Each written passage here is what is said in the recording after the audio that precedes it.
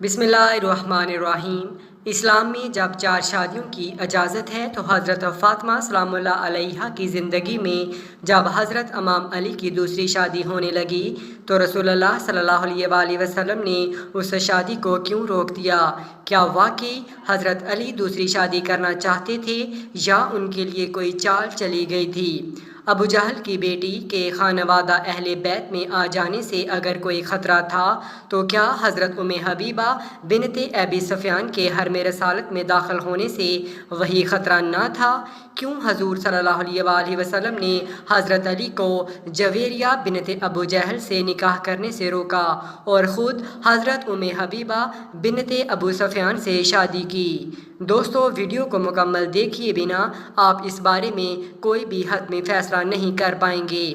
آج کا واقعہ حضرت امام زین العابدین حضرت علی بن امام حسین اور ابو ملائکہ کی روایت سے پیش کیا جا رہا ہے، جسے انہوں نے مصور بن مخرمہ سے روایت کیا ہے۔ اس کے علاوہ عبداللہ نے بھی اس اہم واقعہ کو روایت کیا ہے، جبکہ امام بخاری نے احکام و مسائل جلد اول صفحہ نمبر 314 الحدیث 5230، امام مسلم نے کتاب فضائل الصحابہ الحدیث 2449، ابو داؤد نے کتاب النکاح میں، ابن ماجہ نے بھی کتاب النکاح میں، ترمذی میں کتاب المناقب میں اور حاکم میں کتاب معرفت الصحابہ میں بہت سی سندوں سے اس واقعہ کو روایت کیا گیا ہے۔ اس واقعہ کی تفصیل کچھ اس طرح ہے۔ فتح مکہ کے فوراً بعد ابو جہل کا خاندان مسلمان ہو گیا، جس میں اس کی ایک خوبصورت کنواری بیٹی بھی تھی۔ کچھ صحابہ نے مل کر حضرت علی کو مشورہ دیا کہ آپ ابو جہل کی بیٹی جویریہ سے شادی کر لیں۔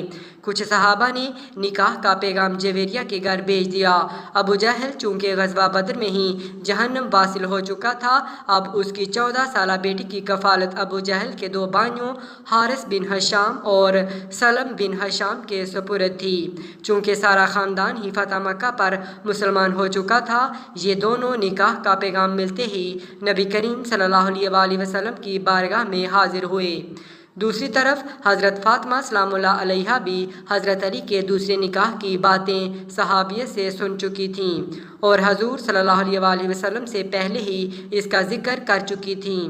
یہاں پر یہ بات بیان کرنا ضروری ہے کہ یہ حضرت علی کی خواہش نہ تھی، بلکہ کچھ صحابہ نے مشورہ دیا اور پھر بات پھیل گئی، یہاں تک کہ ابو جہل کے دونوں بھائی حارث بن ہشام اور سلم بن ہشام اپنی بھتیجی کا رشتہ لے کر حضور اکرم صلی اللہ علیہ وآلہ وسلم کی بارگاہ میں پہنچ گئے اور اس نکاح کی اجازت طلب کی، جس پر حضور اکرم صلی اللہ علیہ وآلہ وسلم نے فرمایا، ہشام بن مغیرہ جو ابو جہل کا باپ تھا، اس کی اولاد حارث بن ہشام اور سلم بن ہشام نے اپنے بھائی ابو جہل کی بیٹی کا نکاح علی بن ابی طالب سے کرنے کی مجھ سے اجازت مانگی ہے، لیکن میں انہیں ہرگز اجازت نہیں دوں گا، یقیناً میں اس کی اجازت نہیں دوں گا، ہرگز میں اس کی اجازت نہیں دوں گا۔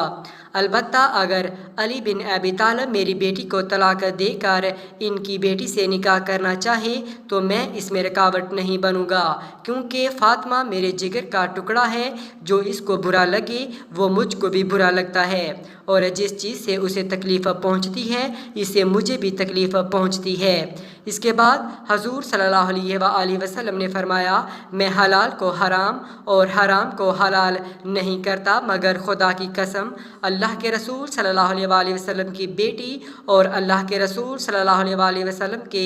دشمن کی بیٹی ایک جگہ جمع نہیں ہو سکتی۔ اس واقعہ پر کوئی یہ شبہ کر سکتا ہے کہ حضور صلی اللہ علیہ وآلہ وسلم نے خود بھی شادیاں کی تھیں، تو پھر حضرت علی کو دوسری شادی سے کیوں روکا؟ کیوں اپنی بیٹی کے حق میں سوکن کو پسند نہ فرمایا؟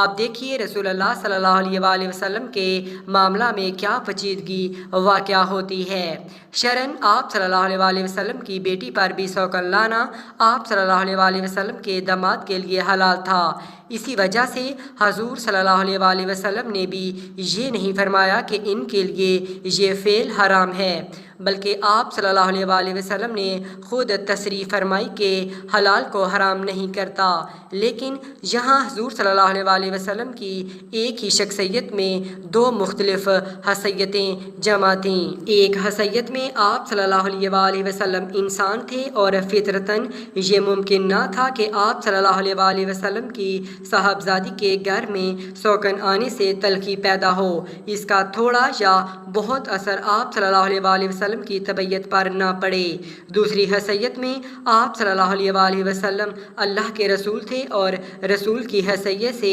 آپ صلی اللہ علیہ وآلہ وسلم کا مقام یہ تھا کہ آپ کے ساتھ اگر کسی کے تعلقات خراب ہو جائیں اور کوئی شخص آپ کے لیے موجب اذیت بن جائے تو اس کے دین و ایمان کی بھی خیر نہ تھی۔ اسی وجہ سے حضور صلی اللہ علیہ وآلہ وسلم نے حضرت علی کو بھی اور بنی ہشام بن مغیرہ کو بھی اس کام سے روک دیا، کیونکہ اگرچہ شرعاً یہ حلال تھا مگر اس کے کرنے سے یہ اندیشہ تھا کہ یہ چیز حضرت علی کی دوسری بیوی اور اس کے خاندان والوں کے ایمان اور ان کی عاقبت کو خطرے میں ڈال دے گی۔ ایک اور اہم بات یہ بھی ہے کہ ابو جہل اور اس کا خاندان حضور صلی اللہ علیہ وآلہ وسلم کے بہت بڑے دشمن رہ چکے تھے اور اب فتح مکہ کے بعد نئے مسلمان ہوئے تھے۔ اگرچہ یہ لوگ اسلام قبول کر چکے تھے لیکن یہ تحقیق ہونا ابھی باقی تھی کہ یہ اسلام کا قبول کرنا پورے اخلاص سے تھا یا کہ صرف شکست کا نتیجہ تھا۔ ان حالات میں ابو جہل کی بیٹی حضور نبی کریم صلی اللہ علیہ وآلہ وسلم کی بیٹی کے گھر سوکن بن کے آ جانا بڑے فتنوں کا سبب بن سکتا تھا۔ اسی لیے حضور صلی اللہ علیہ وآلہ وسلم نے فرمایا کہ میری بیٹی اور میرے دشمن کی بیٹی ایک گھر میں جمع نہیں ہو سکتی۔ نیز آپ صلی اللہ علیہ وآلہ وسلم نے یہ بھی فرمایا کہ اگر ایسا ہو جاتا ہے تو بہت سے لوگ فتنوں کا شکار ہو جائیں گے۔